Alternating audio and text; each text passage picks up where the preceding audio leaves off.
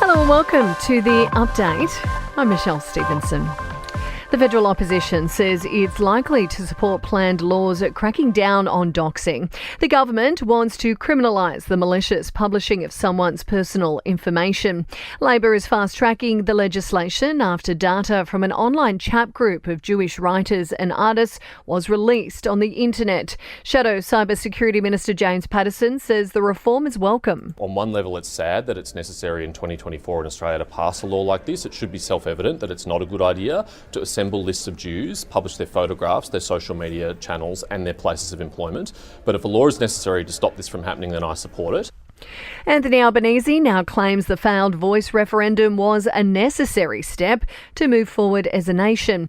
The PM has given a major address to mark 16 years since the apology to the stolen generations.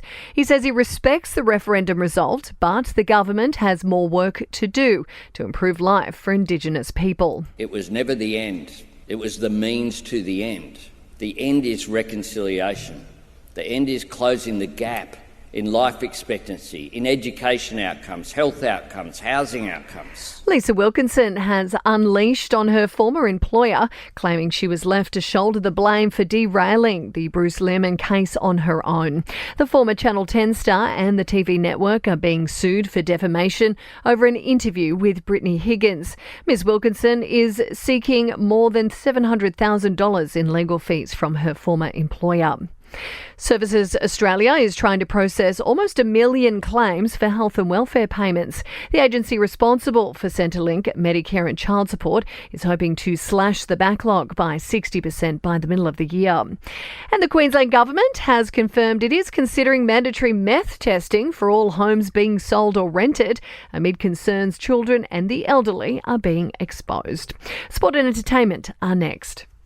To sport, there are reports Ange Postecoglou has been invited to interview for the role of Liverpool manager, with Jurgen Klopp moving on at the end of the season. The Aussie coach has had a huge impact at Tottenham, taking them inside the Premier League top four.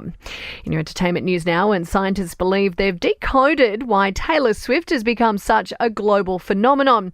Experts say it has little to do with her personality, but more to do with the psychological exposure effect, with the superstar's catchy tunes growing on people the more they hear them.